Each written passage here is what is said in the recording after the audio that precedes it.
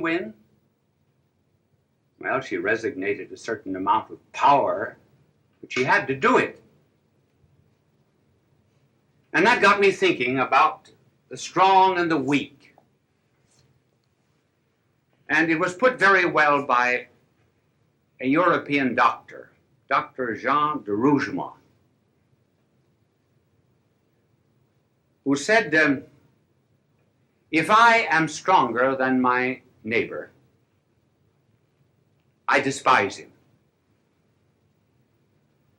If I am weaker than my neighbor,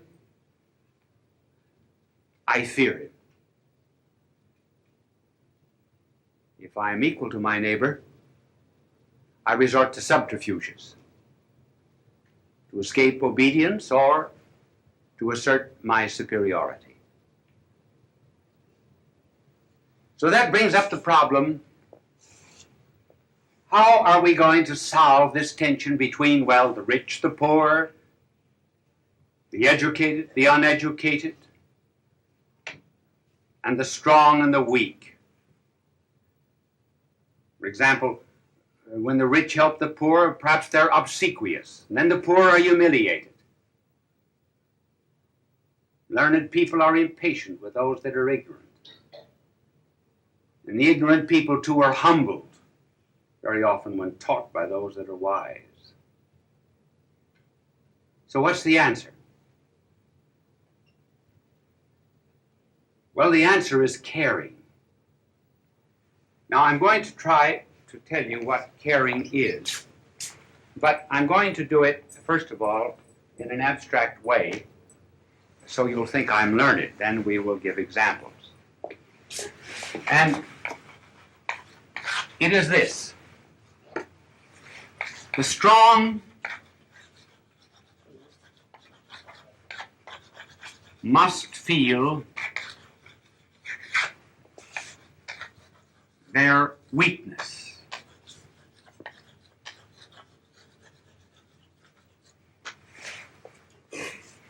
Strong must feel their weakness. The rich must feel their poverty. The wise must feel their ignorance. How can this be done? Well, let the strong begin to examine themselves and find out how weak they are, first of all. You think you're real strong? Strong-minded, strong-willed? Did you keep the last New Year's resolution? Do you keep on a diet? I know a woman who went into a gymnasium and the instructor said you have to chin yourself 20 times a day. She said, which chin?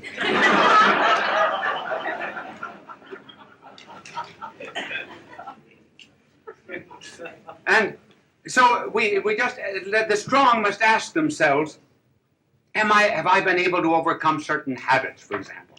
When cocktails are free, can I resist the third? If I smoke, would I ever give up a package of cigarettes a week, say, for the poor? And then as regards the rich. You know, the angel just cleaning my backboard, I noticed his halo was on crooked tonight. And then the same is with the rich. Let them look into themselves. They really are poor. What virtue have they? Charity? Justice? When they examine themselves, they find themselves on the inside really nothing but rags. Oh yes, they've got something in their pocket. And the wise? They know all the books, yes. Do they know the meaning and purpose of life? So, just as soon as a strong man begins to feel his weakness, then you have a decent kind of equality. Then it's not based on law. It's not based on legal fictions. It's based really on caring and on loving. Notice how that comes out when a person has to have an operation. Go before a doctor. One doctor will say to you, "You'll have to have this operation. It's rather serious, but you'll be in skilled hands. Do not worry." And another doctor will say to a patient, "I had that operation. I came through it." Immediately there's a rapport, a relationship, a likeness, an understanding. No superiority. So there need not be in this relationship of caring any such thing as Pharisaism, moralism, looking down the nose at anyone, simply because one really cares. Now let us apply this to ourselves. We say, well, how can we do that? How can a strong man begin to feel his weakness and so forth? Well, and how can I act toward others in that charitable fashion? Well, let us begin asking ourselves, aren't there moments when I hate myself? I know that I'm rotten on the inside. The water cooler in the office. I complain and talk in a nasty fashion about someone. Looking back over my life, it's been spoiled. Weakness, things to be hated, but I sure like myself. So when you go into a room, despite the fact that you've often said to yourself, "Oh, I hate myself for that," but you take the easiest chair in the room, don't you? When you go into a restaurant and you don't like a certain kind of food, do you order it? Though you hate yourself? Now, for example, I don't like chicken. I announce that every 2 years over the television in case I'm invited out to dinner. And this is about the time to announce it. I will tell you the reason why, actually. The reason is that when I was a boy, my father would send me out to a farm during the summer vacation and sometimes on weekends. And the farmer would give chicken dinners every time I went out, and I had to wring the chickens' necks. I rang, I think, in round numbers, 7,683 chickens' necks. So, but when I go into a restaurant, do I order chicken? No. Despite the fact, for example, that there are many things that I know I find very despicable in myself. Now, if I, who hate myself, find much that is lovable, if I, who know all of my weaknesses, and still take good care of myself, if I am that way to myself, why can't I be that way to my neighbor who's weak too?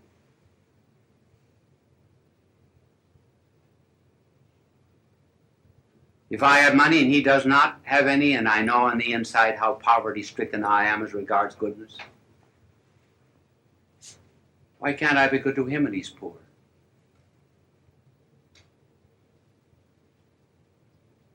This is the basis of caring.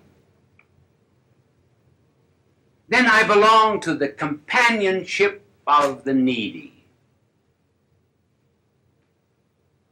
the fellowship of those that are looking for help. I'm not above them. I am one with them. Did you ever ask yourself why our blessed Lord should have said, love your neighbor as yourself? Why did he not say, love your neighbor more than yourself? Well, because if you love yourself, knowing really the way you are, then if you give that kind of love to your neighbor, you really are wonderful. You're marvelous. And then, of course, the greatest reason of all is, well, I'm loved by God. Therefore, I've got to love everybody else. I must not say, for example, God loves everybody, therefore God loves me. No. God loves me, therefore he must love everybody. So you see, the basis of caring is this real kind of love. And what a difference it makes.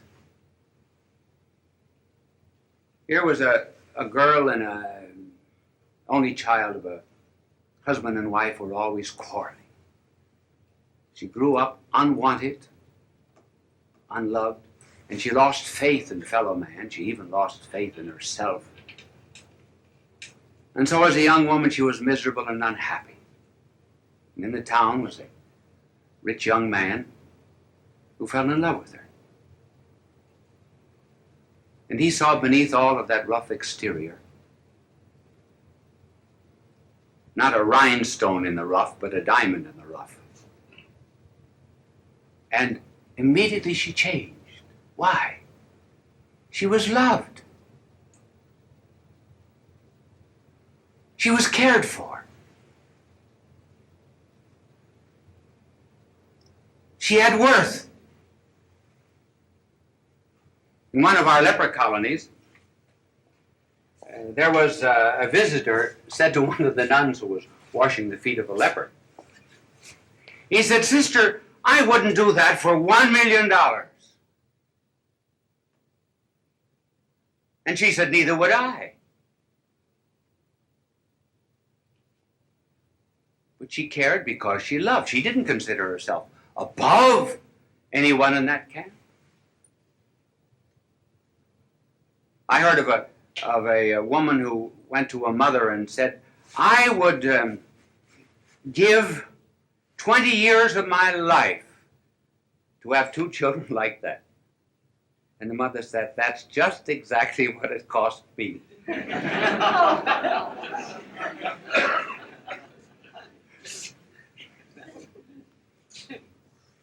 So the inspiration, therefore, is love. And I wonder if in this day and age, why it is popular to say that God is dead. They say it's a question of semantics. I think it's a question of optics, not semantics. Not a question of words, it's a question rather of what we see. It is not God that is dead. It is love that is dead. Love.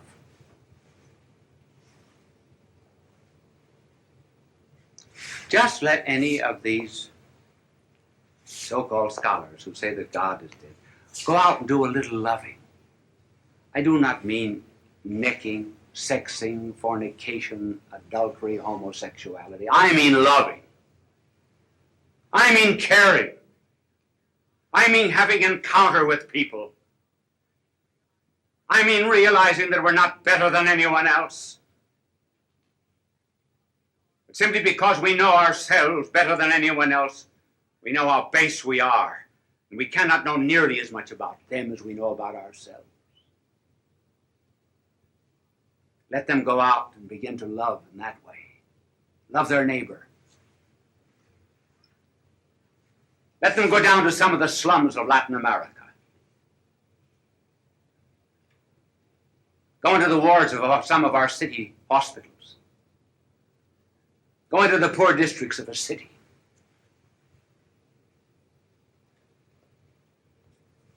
Let them begin to care for people.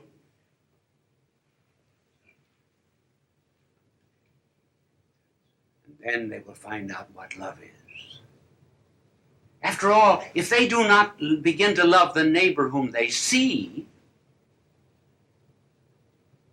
how can they love God who is invisible, whom they do not see? That's the place to start. Start with neighbor. Start with the needy.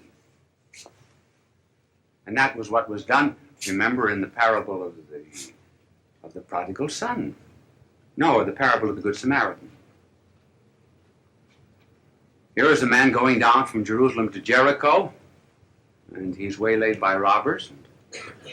A priest and a Levite pass by. I hate to say this, but you know, it's said that one of the reasons why the priest and Levite passed by was they found the man already robbed.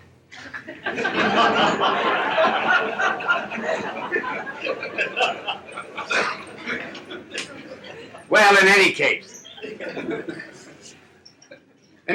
they passed him by. And here comes this man who did not belong to that race, to that people.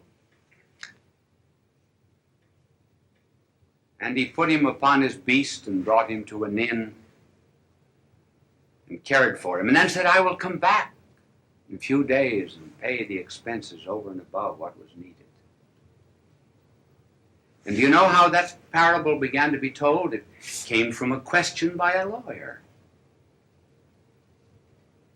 The lawyer introduced the speculative question, who is my neighbor?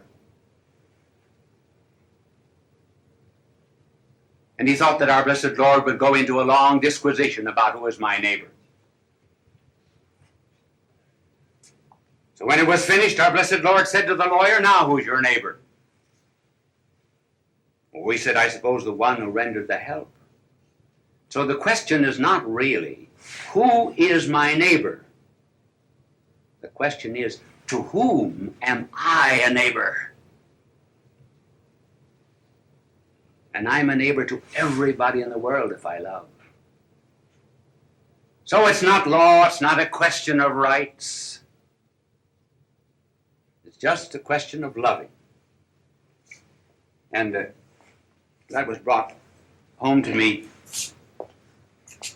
last week. I said to my angel, I said, Angel, how did you get your wings? Well, he said,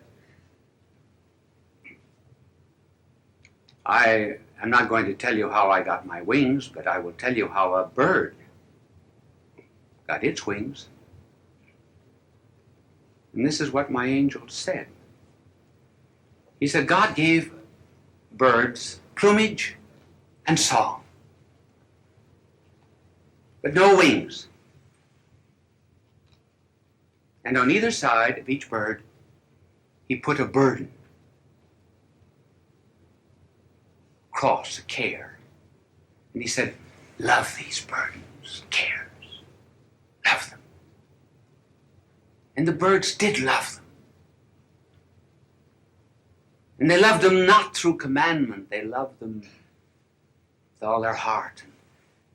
They pressed these cares more and more to their heart. And finally, the burdens became wings. And that's how the birds learned to fly.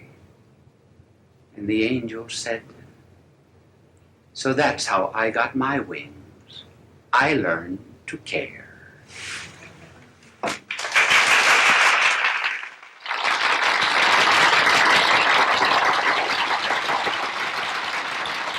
Bishop Sheen was a pioneer in Christian broadcasting. He produced thousands of radio shows and appeared on countless television programs. When he received television's Emmy Award, Bishop Sheen said, "Thank God for a good season." My angel said to me after this telecast, he said, you know, you could have done really much better than that. I thought that you would treat care with far more attention than you actually did. But he said, it's all right. He said, I still care for you. Bye now, and God love you.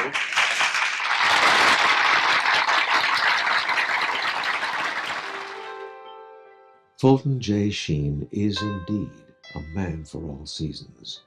He walked a paced beat, allowing us to glimpse his nature and ponder its worth and to enjoy its presence. Bishop Sheen authored over 90 books. He broadcast countless radio and television programs and ministered in many parts of the world to people of every belief. As he said many times, it is not a unity of religion we plead for, but a unity of religious people. We may not be able to meet in the same pew. He said to get better speakers for next year.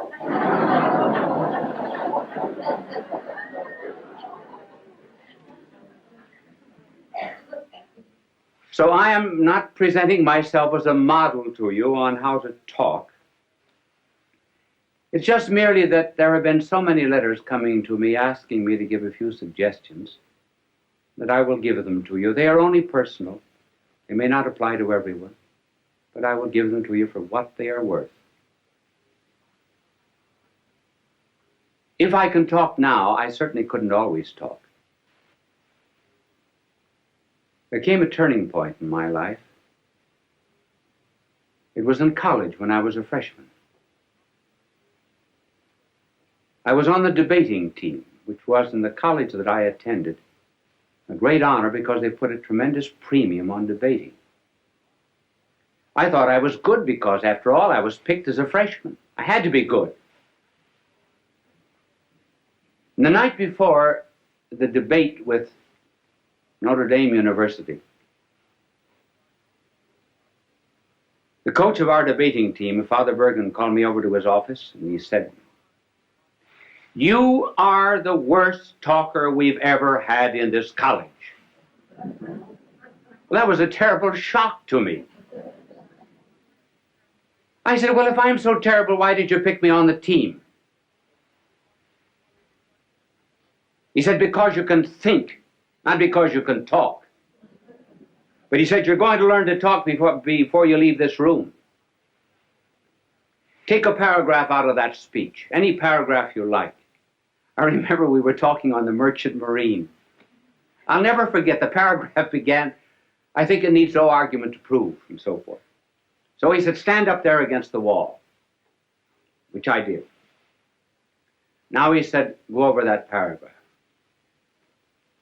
At the end of it, he said, "Do you see your mistake?" I said, "No." "Go over it again." Went over it 1 hour, 2 hours, 2 hours and a half. I was dead. So was he. And every 2 or 3 minutes, when I finished it, he would say, "Do you see your mistake?" I said, "No." But being naturally quick, after 2 hours and a half, I saw it. He said, "Do you see your mistake?" I said, "Yes, I think I do. I'm not natural." He said, "That's right. That's all." And he dismissed me. You notice how often speakers, as soon as they get up on a platform, or ministers or priests in the pulpit, everything changes, their voice changes, their attitudes, their poses. I think many prayers that we say are, we're not talking to God. We're talking to an audience, particularly prayers at banquets, and inaugurations, and so forth. And we put on artificial poses. "Oh God, we ask thee to send down upon us thy benediction, thy blessing upon the sailors who are at sea, the merchants at their counting table, the lawyers at their bar." Well, that's not the way people talk. So, being natural and preparing a talk, what would be some suggestions? Now, the way I prepare a talk is not perhaps the way everyone would want to do it, but I can only give you my way. In order to prepare a talk, one must do a tremendous amount of reading. Each one of these telecasts of mine would represent between 20 and 40 hours of study. When I get through, what have I got? Nothing but a bits of yellow pages. I think I have one in my pocket. But before I show it to you, I will tell you what I do. I study, I do research, and I begin to understand the subject. Then, when it gets into my head, I begin to write out points. Generally just 3 or 4 points that I'm going to talk about. I will only write out the heading. And then I will tear up the paper and then rethink what I was saying, so that when I prepare a telecast, there must be 20, 30 to maybe 100 pages that are torn up. And then the closer I get to the end, the smaller the pages are. This is this telecast. And I brought it out here, not because I'm going to refer to it, but just simply because it shows you the points, how small the points are. And by doing a tremendous amount of study, the mind creates an atmosphere for the talk. There is much more air round about us than ever gets into the lung. There's more food at the table than ever gets into our stomach. There are more things to see in nature than ever comes into the eye. And so when one rises to give a talk, one should have an atmosphere, a certain ambient knowledge round about that one can pull in this idea or that, as it were, from the air while you're talking. So that instead of writing out the speech, word for word beforehand, and then memorizing it like this, one thinks it from the head out. That's the reason you tear up the paper, so you don't have any information. You have to think it. Then you write down the ideas again. Well, by the time you get up to talk, you've already given the speech 10 or 15 times. And incidentally, it isn't a bad idea sometimes to talk out loud. If you can find a place in this day and age where you can walk and talk out loud without being counted crazy. How often, for example, students are asked to explain something. They think they know the lesson. When they get up, it's not there. And why? Because they were consecrated and dedicated to a dead page. Never went through their mind.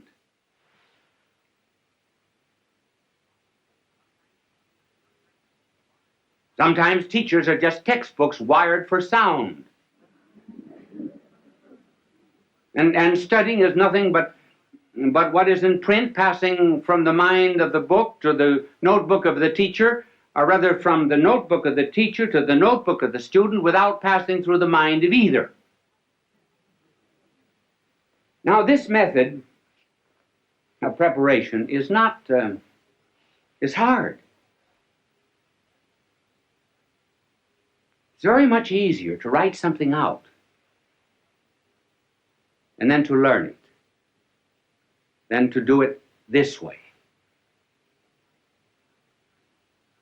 Sometimes if you do not feel well when you're giving a telecast or a lecture, thoughts do not come. You cannot always recall exactly what you had in your mind. But at any rate, there's a spontaneity. That's what people like.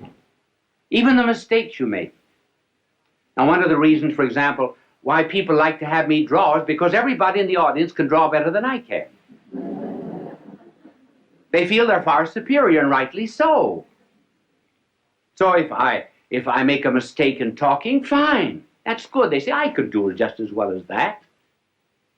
And they can.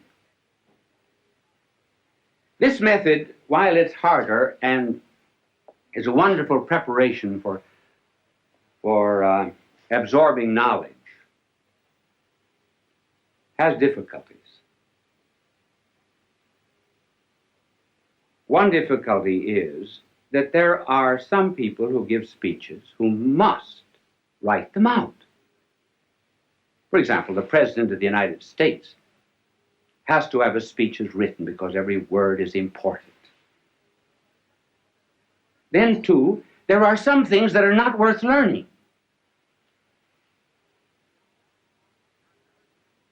John Barrymore, for example, would commit all the lines of Shakespeare by heart. But when he played in comedies and cheap movies and so forth, he absolutely refused to learn anything. He wanted helps outside. Now that's why people on television have to have aids that are outside. I do not use any kind of aid on the outside. If I read anything, I have it written out. Now there are two main props that are used in television. And the first prop is what is called an idiot card.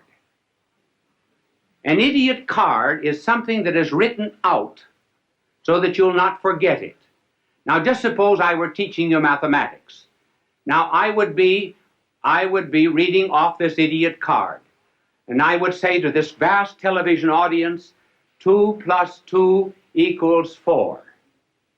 2 plus 1 equals 3.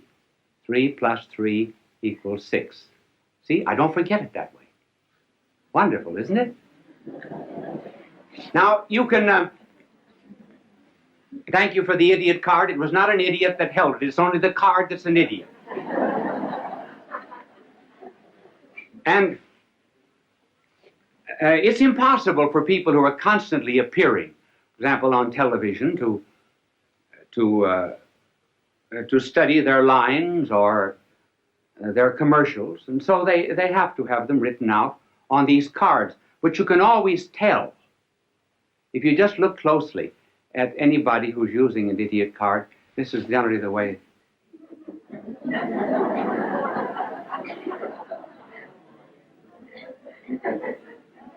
So do not be hard on them. If I were saying something that was not worth committing to study, I certainly would use one too. Now there's another prop which is better. And that is what is called a teleprompter.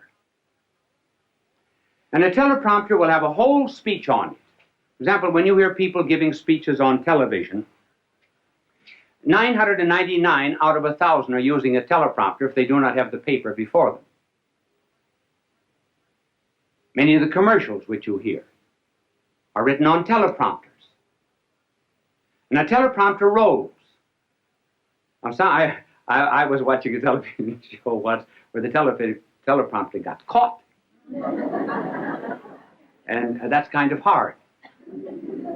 Now, for example, if I were using a teleprompter and I didn't know my lines, now this is exactly what I would have written out.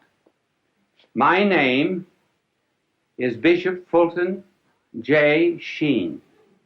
My address is 366 5th Avenue, New York. See, then I don't forget.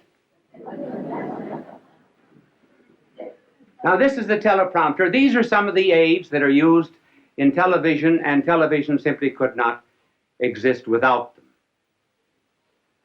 And they are helpful, too, simply because one is apt to forget. Many times, you're standing before a television camera, momentarily I can't think of the next point. Well, I'll throw in a story or something till it comes back to me. You don't know it, but I do. I don't get too embarrassed. I don't get flustered because I can't remember it. I remember, I was giving a talk once in Ireland at the Eucharistic Congress. I've forgotten when it was, a long time ago. If there was ever a time in my life I wanted to do well, it was then. And I was reciting a poem that I know just as well as I know the Our Father. It was a poem written by an Irishman, Joseph Mary Plunkett. And the poem was, I see his blood upon the rose, and in the stars, the glory of his eyes. His body gleams amid eternal snows, his tears fall from the skies. I see his face in every flower. The thunder and the singing of the birds are but his voice. And carven by his power, rocks are his written words. And I forgot the next line. Now, the reason I forgot was because I had said something before that the audience seemed to have taken politically. I didn't want it to have political significance. So while I was reciting this poem, I was giving myself an intellectual spanking. And I spanked myself so hard that when I got to the 9th line of this poem, I forgot. And I said to the audience, I forgot. Well, the tremendous crowd there, tens of thousands of jaws dropped in disappointment. And when an Irish jaw drops, it collapses. So I had to get myself out of the difficulty. There came to me then a line of Patrick Henry. Not the one that you know. Oh, Patrick Henry also said something else. He said, when you're in difficulty in an oration, throw yourself into the middle of a sentence and trust to God Almighty to get you to the other end. And so I began. I didn't know what I was going to say, but I started. I said, I'm glad I forgot. So I didn't know how I was going to continue, so I started again. If I had ever wished to have forgotten anything, so I thought I'd give myself another jump on the springing board. If I had ever prayed to have forgotten anything, I should have prayed to have forgotten these lines of Joseph Mary Plunkett. I think there's beautiful symbolism in their forgetfulness. And that symbolism is that standing on the anvil of Ireland's soil, one should be able to hammer and forge out the sparks of his own poetry and not be dependent upon a magnanimous soul like Joseph Mary Plunkett.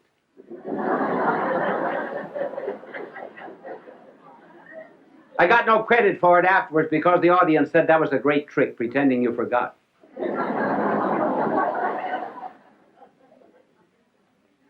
It is always well to be prepared for such unexpected moments when you do forget. And even better still, when you're at a banquet and called upon to give a talk.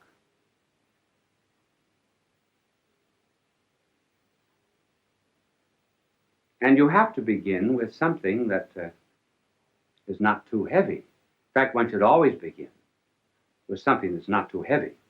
For example, you just simply cannot begin a speech by saying, ladies and gentlemen, accipitor frontalis, the convoluted convolutions, the metaphorical ubiquiliarum pelviarum. That's a little too serious. You have to start with something that's common to the audience.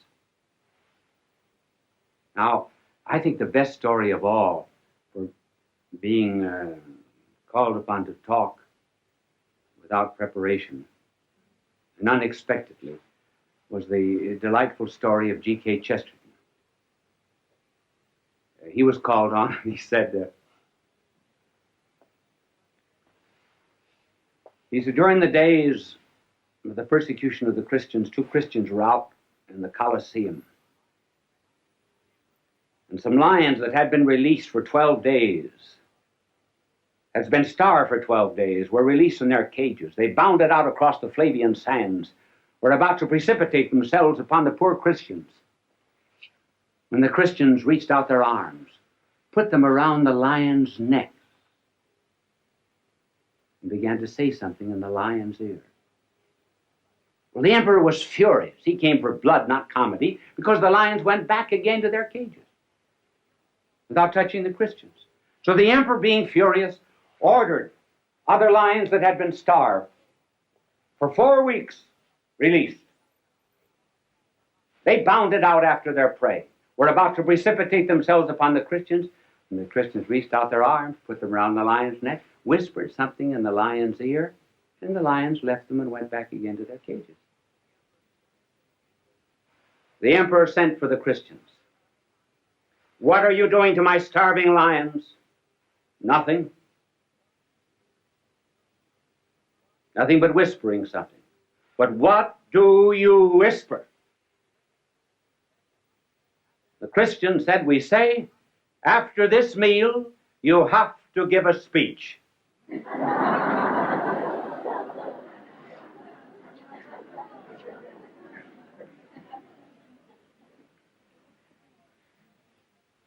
So a preparation is the most important part of the talk. And then as regards delivery, what is important is sincerity, meaning what you say. Children are the best judges of anything that's heard on television. do not mean dramas where there's an artificial emotional interest created. But children who may not understand what is being said. They know whether the speaker is sincere or not. Incidentally, that's a good word, sincere.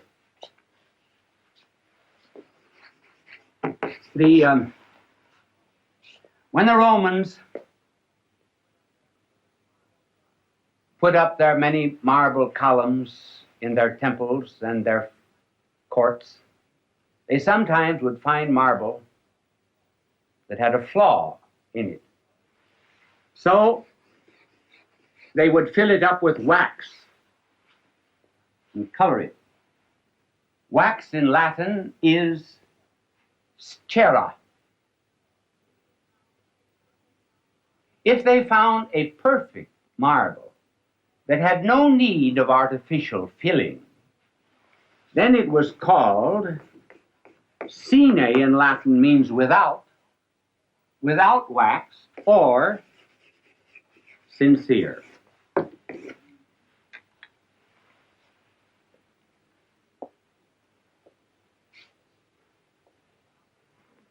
This is about the only suggestion that I would give for delivery. One just simply feels what's in his heart, that's all.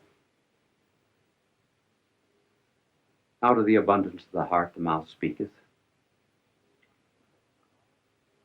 And one must not be too long. It's always better to have an audience say, I wished he talked longer, than to have them say, he had 3 good chances to quit.